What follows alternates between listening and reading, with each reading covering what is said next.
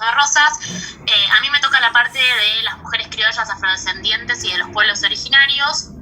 Y hacer un breve contexto mientras tanto, que es esto que puse acá en el Power, que es la misma imagen que tenía Ro, que es cierto que durante la época de Rosas muchas de las mujeres tenían una destacada actuación de lo que es la política, la economía, la justicia, la guerra, porque lo que querían hacer ellas, y justamente también lo que representaba Cami en la actuación, y lo que dijo Darío, y lo que dijo Mel en la introducción, el tema de que no querían estar constantemente bajo el poder del hombre y querían lograr ser mujeres independientes y que se las escuche, ¿sí? En primer lugar tenemos, si querés, Ro, podés pasar, a las mujeres criollas que a mediados del siglo XIX eran mujeres que gozaban de una libertad sexual muy amplia. Lo que hacían era, muchas de ellas tenían hijos con diferentes hombres o podían elegir libremente su pareja,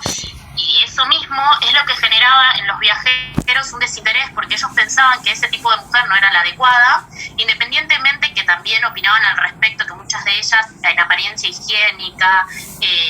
o muchas de otras cosas que tenían como actitudes eran para esa época poco femeninas,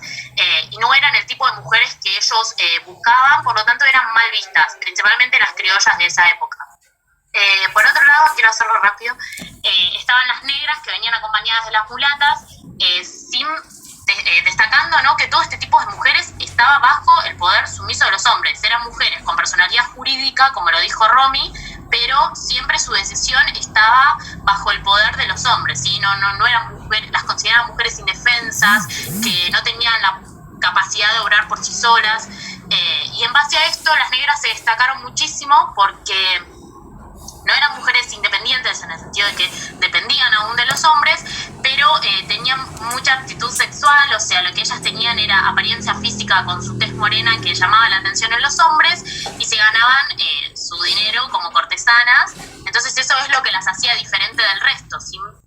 O sea, del mismo modo que las otras estaban bajo el dominio de los hombres, pero tenían esta característica principal, que para esa época ese tipo de mujeres se las consideraba lindas, no sé, como atractivas, y eso es lo que a ellos les generaba el interés, y por lo tanto se ganaban la vida de esa forma, ¿sí? Que no tenían la posibilidad de otras mujeres. Después creo que siguen las indias. Bien, las indias también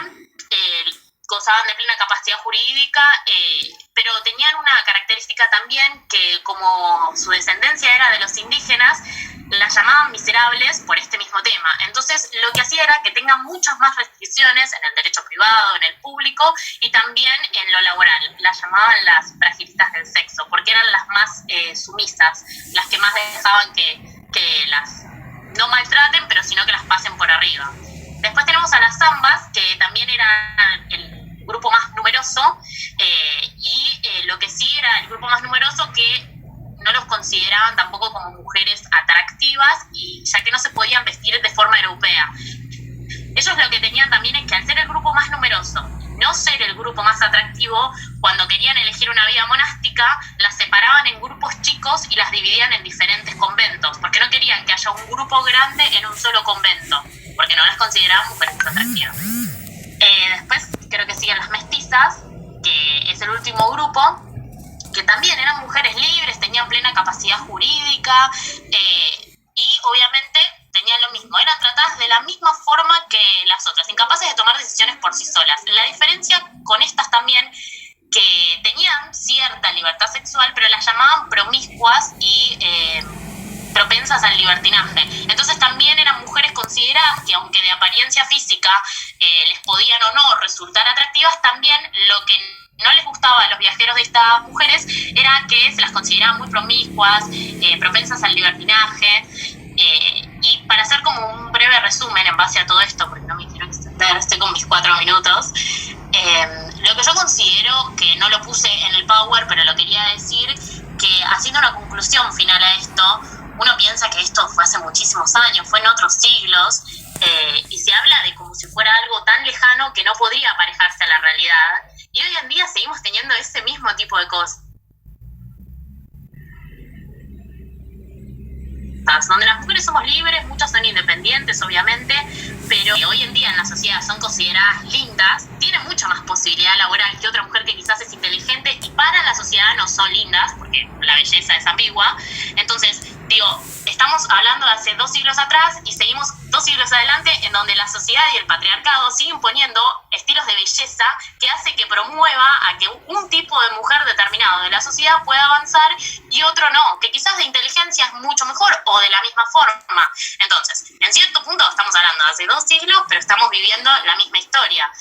Más allá de que obviamente, por ejemplo, las del movimiento social, el feminismo, muchas de ellas también son llamadas hoy en día, como en aquella época, las del libertinaje, las promiscuas,